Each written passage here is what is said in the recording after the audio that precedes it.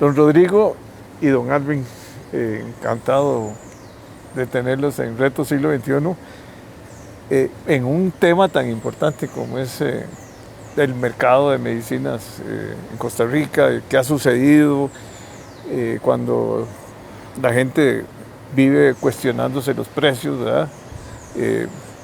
Yo creo que es importante que hoy tengamos, ya yo tuve una reunión con Alvin, un conversatorio con Alvin. Yo lo escuché todo. Todo lo escuchó. Yo soy fiel fan tuyo. Y entonces le quiero escuchar que hoy traigamos a Rodrigo y a Alvin a conversar. Es un conversatorio. Okay. Bienvenido a Reto Siglo XXI. Muchas gracias. Yo soy Rodrigo Salas y debo decir que soy un actor dentro del mercado de medicamentos, del mercado farmacéutico de Costa Rica, pero eso no me inhibe de sentir que soy un experto en el campo del mercado de los medicamentos, porque he vivido toda mi vida en ese mundo. Lo primero que quisiera decir es que ¿quién no está de acuerdo en que el precio de los medicamentos sea lo más accesible posible en Costa Rica? Tiene tres ventajas por lo menos de que sea más accesible. Primero, porque más grupos de población se pueden integrar al sector de medicina privada y eso alivia las filas de espera del Seguro Social, quien entonces dispone de tiempo y recursos para dedicarlo a los grupos de población más desfavorecidos económicamente. Lo otro es que cuando los precios de un insumo tan importante como este baja, el mercado se expande y eso es bueno para todos los que estamos dentro del sector privado de la medicina. Y lo otro también muy importante es que haremos todos los esfuerzos y lo hemos venido haciendo para que sea más accesible el medicamento sin comprometer la calidad, la eficacia y la seguridad de los medicamentos. El peligro es que nosotros confundamos precio de medicamento con valor de medicamento. Porque el precio puede ser muy bajo, pero si el valor terapéutico, si el medicamento no hace lo que se supone que haga, entonces de nada vale ese precio muy bajo. Déjenme contarles, y voy a ayudarme aquí con data que traigo porque tiendo a ser muy de números y muy de mostrar las bases de información que yo poseo. Para que tengamos todos una idea, el mercado mundial privado de los medicamentos, lo que vende toda la industria global en el mundo, ya alcanzó 1.420, 1.200 millones de dólares en medicamentos. Ahora, ¿quiénes somos nosotros, Costa Rica, en ese gran mundo? Costa Rica representa el 0,034% de ese medicamento. Y a veces cuando conversamos de esto y cuando negociamos, es muy importante poner los pies en el suelo y saber qué podemos negociar y qué no podemos negociar. Tamaño del mercado. Lo primero que uno se pregunta es, ¿me necesitan o soy yo el que los necesita? Y vean que Costa Rica solo representa el 0,78% del mercado latinoamericano, que son 70.000 millones de dólares. ¿De qué se habla? Y el mayor esfuerzo que voy a hacer es procurar que los que legislen desde el conocimiento y no desde el desconocimiento. Porque si no, caemos en lo que ya Costa Rica está hastiado, de que se le generen expectativas de beneficios que finalmente o no se cumplen o sencillamente las soluciones que se proponen no son viables. Y entonces vamos generando una población cada vez más aburrida de nosotros. Cuando se comparan los precios promedio de Centroamérica, uno encuentra lo siguiente. Primero, el precio promedio para todos los países, todas las unidades que se venden en el mercado privado centroamericano, el valor entre las unidades nos da un promedio de precio de $10.2. Promedio centroamericano. Nicaragua y El Salvador, que son países que regularon el precio de importación de los medicamentos, son los más bajos. Porque cuando las transnacionales sacaron sus marcas, sus productos originales, porque a ese precio no podían venderlo, entonces el mercado de los genéricos creció y obviamente la mayor participación de genéricos en el total genera una reducción del precio. Sin embargo, es un país donde más está creciendo el precio promedio de los medicamentos. Está creciendo un 6% por encima de lo que es Centroamérica. ¿Cuáles son los países más caros? Efectivamente, vean que si es 10.2 para Centroamérica, Costa Rica tiene un 15.1 dólares por unidad. Y Panamá tiene 11.8 dólares. No es que hayan grandes diferencias, porque en esto tiene que ver también los impuestos que se paguen en cada uno de los países. Costa Rica sigue siendo el más caro de toda la región. ¿Qué ha sucedido entonces con...? Perdón, sí. No hay impuestos en Costa Rica. En Costa Rica se pagan impuestos relativamente bajos. Nosotros estimamos que entre el valor en que se adquiere, generalmente allá en Colón, Panamá, a colocarlo en los almacenes de los distribuidores en Costa Rica, oscila en un 4.5%. Ese es el incremento. Logística, básicamente. Logística, seguros. Toda esta parte. Pero en general, la región no cobra grandes impuestos sobre los medicamentos. Se considera como un beneficio social. Entonces, ¿hay diferencias? Sí las hay. Cada distribuidor de cualquier laboratorio recibe un precio diferente y cambia un poco de acuerdo con los costos de operación en cada uno de los países. Pero no son diferencias bestiales. ¿Qué más explica esto? Que no podemos comparar papas con mangos. Si Nicaragua y El Salvador es un medicamento fundamentalmente de genéricos, obviamente el precio promedio va a bajar. Costa Rica no. Costa Rica es un país que tiene una alta preferencia por las marcas. De hecho, la industria nacional y la industria nacional regional que nació produciendo genéricos para venderle al Seguro Social, rápidamente aprendió el valor de la marca y entonces se constituyó en el mismo fabricante con nombre genérico para el Seguro Social, pero con marca para el mercado privado. Aprendieron el valor de la marca y es absolutamente sorprendente que cuando uno mira el ranking de los principales laboratorios en Costa Rica, porque se habla de monopolios y oligopolios y todo esto, el laboratorio más importante es un laboratorio de genéricos de marca y es un laboratorio nacional, por encima de todas las transnacionales, de manera que esto le da una constitución muy interesante al mercado privado de los medicamentos. Están los originales de marca, están los genéricos de marca y están los DCIs o genéricos sin marca. ¿Cuánto representan los genéricos sin marca en el mercado privado? Llegaron a alcanzar un 6% del mercado y ahora bajaron a un 4.6%. No es un mercado privado de denominación DCI. Y entonces no es de extrañar, como le explicábamos al MEIC, no es de extrañar que se emita un decreto que obliga a los médicos a prescribir por nombre genérico, pensando que esa exigencia sobre los médicos hace que se consuman más medicamentos y el mercado se convierta como el de Nicaragua o El Salvador y entonces el precio baje. Aquí no sucede así, de hecho no tuvo ningún efecto. Durante los 2 trimestres de vigencia del decreto, más bien los genéricos DCI han bajado su participación en el mercado, de manera que las marcas son dominantes. Los originales de marca más los genéricos de marca representan hoy día el 96% del mercado. Y es lo que siempre argumentó el Colegio de Médicos y el Colegio de Farmacéuticos. ¿La marca qué significa? ¿Que le lavaron el coco a los médicos? No. El médico tiene 2 razones. La primera es que, y aquí quiero hacer una corrección, el médico sabe y los farmacéuticas sabemos de que en Costa Rica no se exige la bioequivalencia para los medicamentos genéricos.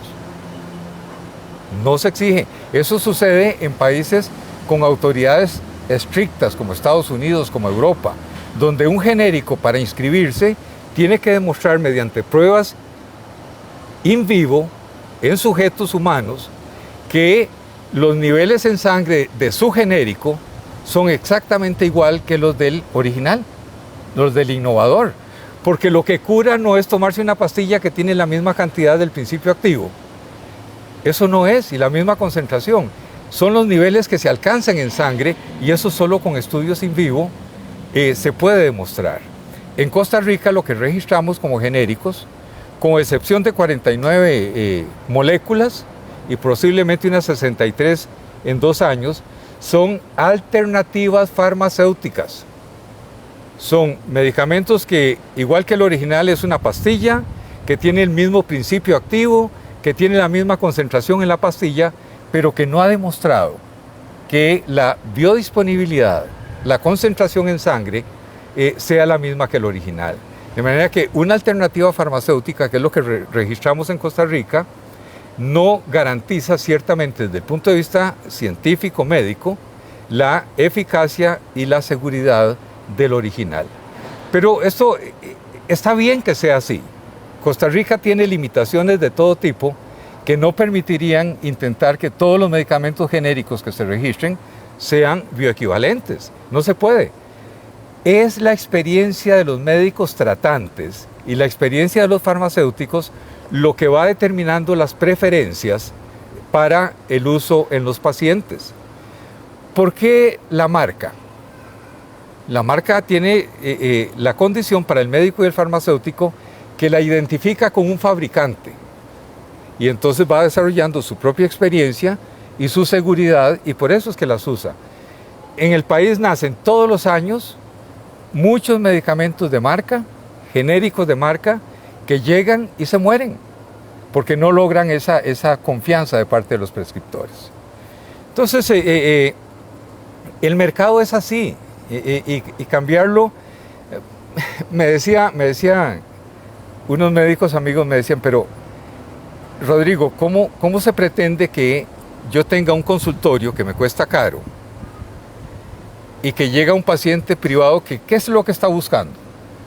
¿Qué buscas vos cuando llegas al consultorio de tu médico privado? Buscas inmediatez de la atención, buscas una medicina personalizada y buscas acceso a medicamentos que no están en la lista oficial de la caja del Seguro Social.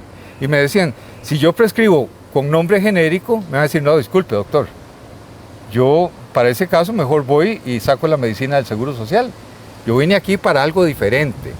Entonces, no se puede cambiar la cultura de un país, y sobre todo la cultura de prescripción y uso de medicamentos con decretos o con leyes, porque eso no va a funcionar. ¿Qué más me gustaría agregar? Bueno, eso con lo que empecé antes. ¿Hay oligopolios y monopolios en el rango de los laboratorios? No.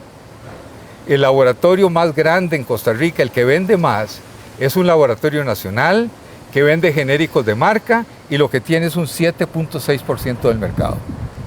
Los primeros 25 laboratorios más importantes dominan el 60%. De manera que técnicamente y en la práctica no se puede hablar de oligopolios. O sea, que hay mercado, hay mucha competencia. Hay mucha competencia y está abierta.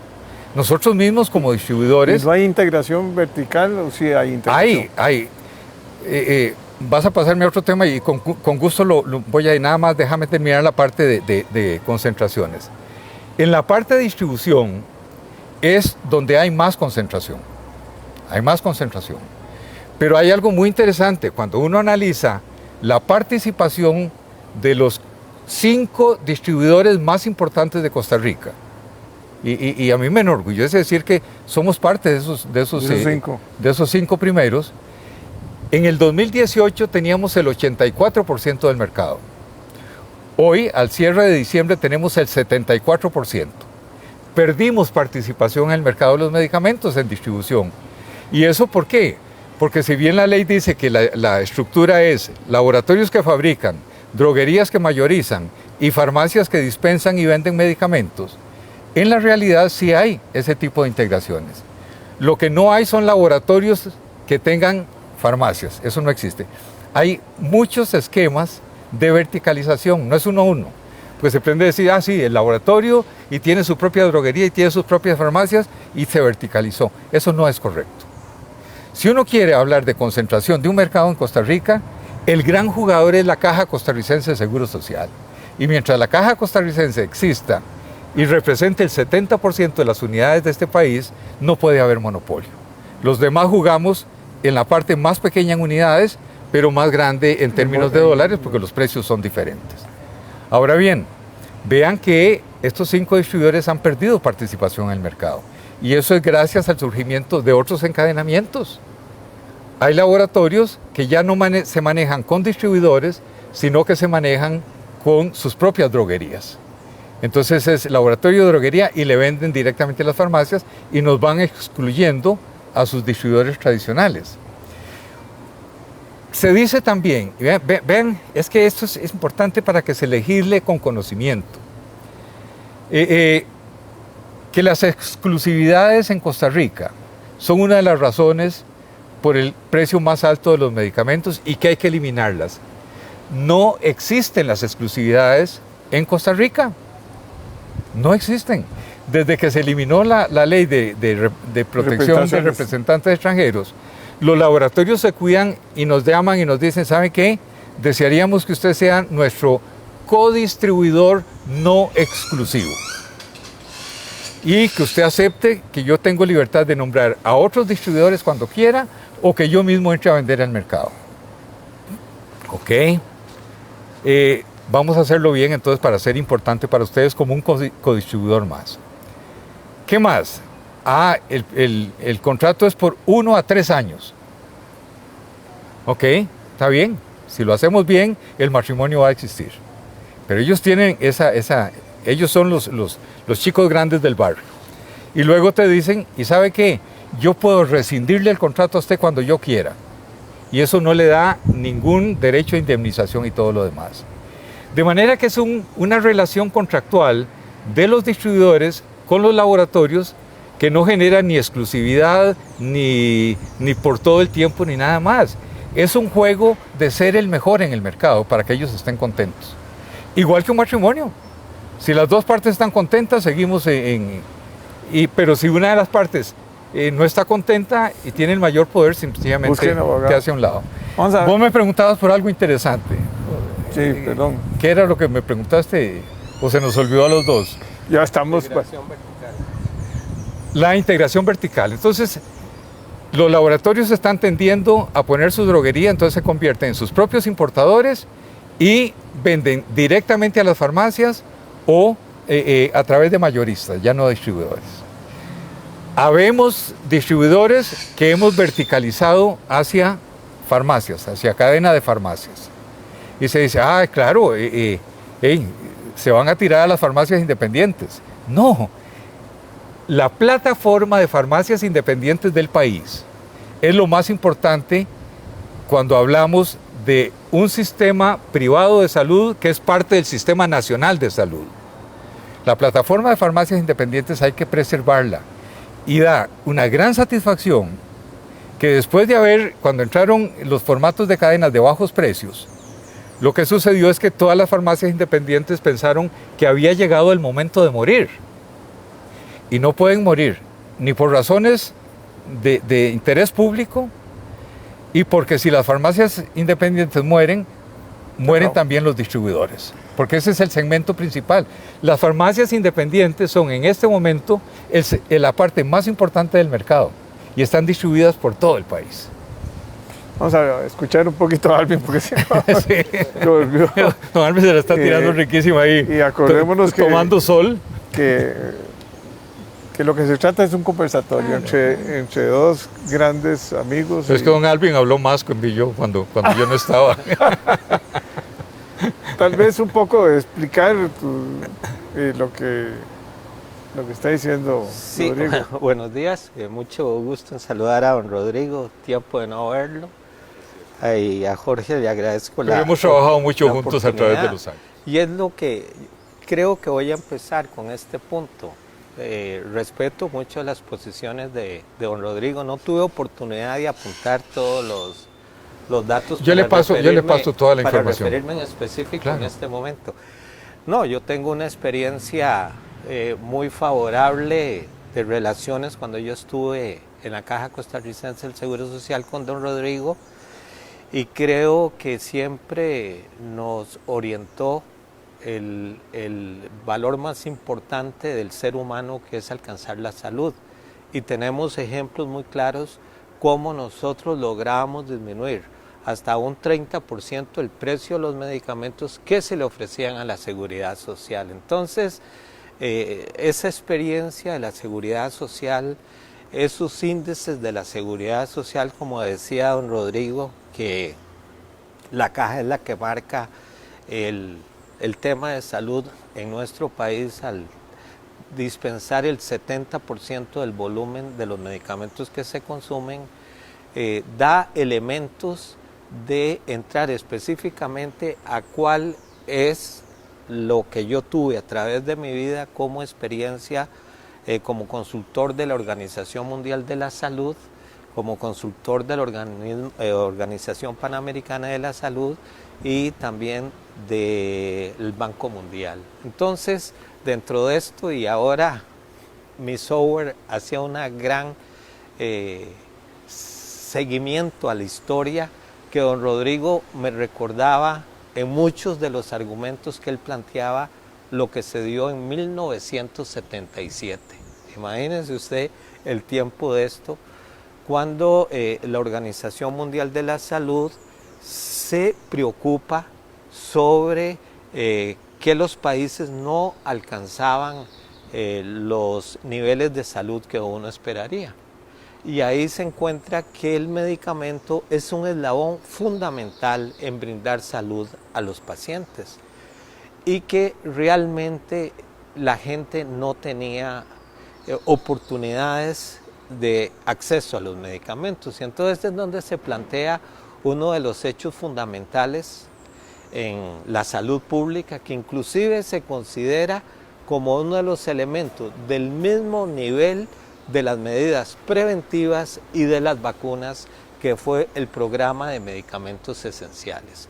Entonces, ¿qué fue lo que pasó? Muy sencillo, había una gran oferta de medicamentos, medicamentos repetitivos, medicamentos para lo mismo, y costos para los países muy importantes, y realmente lo que se planteó fue una participación de decir, bueno, establezcamos un mecanismo en el cual se dispongan de los medicamentos necesarios, que sean eficaces, seguros, que cumplan con los estándares de calidad y que sean de acuerdo a los elementos económicos de esos países y de esas poblaciones.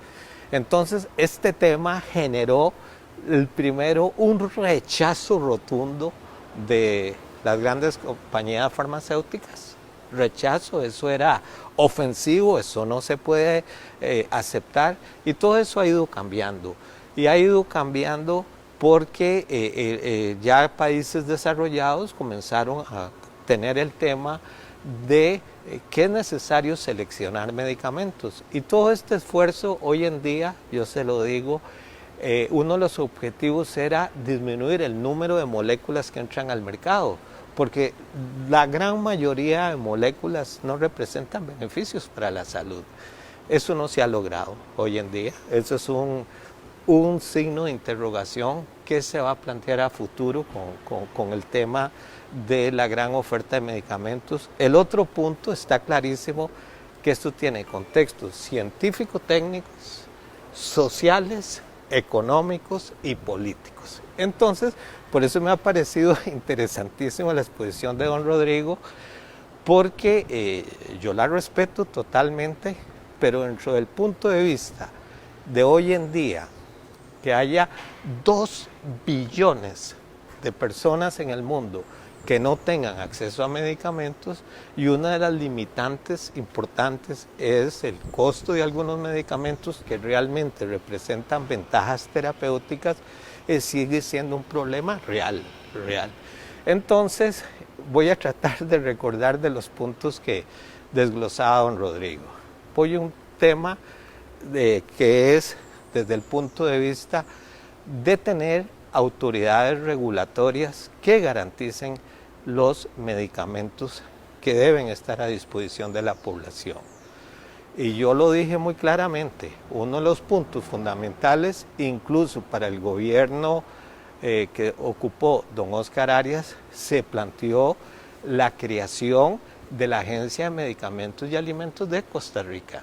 Es decir, yo creo que estamos de acuerdo que todos los países deben contar con una autoridad regulatoria nacional que garantice la eficacia, seguridad de los medicamentos, y no deberíamos por ningún motivo estar hablando que en el mercado se encuentren medicamentos de primera y de segunda. Es decir, en las góndolas que se encuentren en las farmacias deben ser medicamentos que cumplan los principios fundamentales de brindar y ayudar al cuidado de la salud. Entonces, ese es un primer punto que nosotros siempre lo hemos dicho, hemos hecho esfuerzos. Segundo punto fundamental, la prescripción por denominación común internacional. Eso está clarísimo. El que cura es el principio activo, no es la marca. Es decir, desde este punto de vista, lo que se ha hecho del punto de vista del mercado, que es totalmente legal, es invertir una gran cantidad de dinero en promoción, llevar a la gente a relacionar lo que prescribe con el medicamento que va a curar. Todo eso se ha vivido en el mundo, y no solo aquí. Y algunos resultados que yo le voy a decir a todos los que tienen la paciencia de escucharnos, a lo cual les agradezco. No, la prescripción por denominación común internacional en los países que se ha planteado ha generado mucha resistencia. Pero en Argentina, por ejemplo, los costos de los medicamentos iban en aumento siempre, todos los años, en las diferentes regiones. Yo tuve oportunidad de estar ayudando allá con la OMS. Pero desde que se planteó la prescripción por denominación común internacional, se comenzaron a ver elementos favorables. Por ejemplo, y los medicamentos dejaron de crecer como lo venían haciendo. No era que se planteó y se alcanzó rápidamente que todos iban a prescribir por el nombre científico del medicamento, pero sí se comenzaron a tener logros importantes. Y luego, cuando esto usted lo encontraba, que en un salario base de un argentino, desde el punto de vista de lo que dedicaba a salud, los medicamentos le representaban el 70% cuando lo tenían que comprar a los precios de marca, y bajaba a un 30%, eso representó un beneficio en cada una de las personas. Entonces, aquí el punto de que si yo tengo una autoridad regulatoria y que todos queremos tener eso, el que va a curar es el principio activo. Don Rodrigo tocaba un punto importante que yo también me voy a referir, que es sobre la bioequivalencia. Los estudios de bioequivalencia en vivo tienen que realizarse en un grupo muy reducido de medicamentos. ¿Cuáles medicamentos? Aquellos medicamentos que yo creo que hay muy pocos ya, que usted tuviese que tomar por vía oral en una situación en que su vida está en peligro. Yo le diría una nitroglicerina sublingual en un edema agudo de pulmón. Pero hoy en día, cualquier emergencia, cualquier cosa urgente, los medicamentos van directamente a la vena y ahí no hay nada de hablar de biodisponibilidad.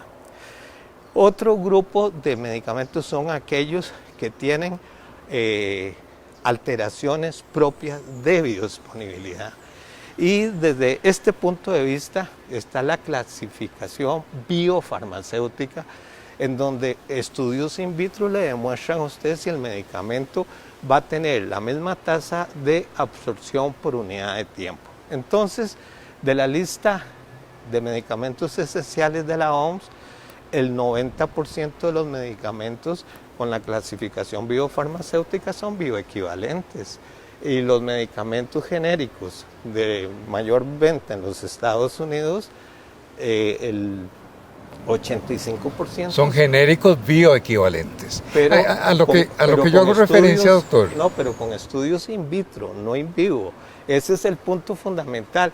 Nosotros siempre consideramos que esta fue una estrategia extraordinaria de las grandes compañías farmacéuticas. Doctor, pero discúlpeme un segundo. Sí. Es que a lo que yo hago referencia es que nosotros no podemos, yo no lo haría, yo pienso que especialistas como usted tampoco, en hacer la aseveración que se hizo de que basta que el Ministerio de Salud registre un medicamento para que ya quede asegurada la calidad, la eficacia y la seguridad del medicamento, porque eso es así por las limitaciones del país, pero nosotros no podemos decirle al médico, y si se lo decimos no nos cree, y al farmacéutico tampoco, decirle, mire, este es el medicamento original y este es igual, porque el médico va a decir, hay estudios de bioequivalencia, in vivo o in vitro, que demuestren eso, y hay que decirle que no, porque el Ministerio de Salud no pone ese requisito. Es la experiencia del médico, del profesional, quien va determinando eso. No, Rodrigo, yo por eso le digo que yo creo en mi país. El Ministerio de Salud y lo mismo la Caja Costarricense del Seguro Social, a través de estudios in vitro, demostraban la bioequivalencia. Y son estudios, y yo me acuerdo el esfuerzo que hicimos para traer... para medicamentos de estrecha ventana terapéutica y de seguridad. Por eso le digo, don Rodrigo, porque sería realmente muy grave, imagínense que estén autorizando medicamentos. Pero por eso lo que digo yo es esto es una larga conversación. Pero déjame nada más dar este dato sobre prescripción genérica. Números. El tercer dato, y se lo voy a dar porque para mí respeto a todos mis colegas, pero el decir que yo pueda hacer una experiencia con la prescripción de un determinado medicamento, le digo, ¿por qué no se hacen estudios clínicos comparativos entre el medicamento de marca con el medicamento genérico? Porque son tantos los miles de pacientes que usted necesita seguir, que es prácticamente dificilísimo, porque llegar a determinar que hay una diferencia alfa o una diferencia beta en el mismo medicamento es imposible. Entonces, que un médico diga que su experiencia, es decir, es muy difícil que un médico vea 100 pacientes diarios, todos los días. Pero la realidad es que esos médicos, doctor, no, lo que quiero decir están, técnicamente, don Rodrigo, los médicos de Costa Rica no están siguiendo la obligatoriedad del decreto. Déjeme mostrarle esto. Mira, los medicamentos podemos dividirlos en los originales y en los genéricos. Y los genéricos se dividen en dos clases: los que tienen marca los que no tienen y los que no tienen marca.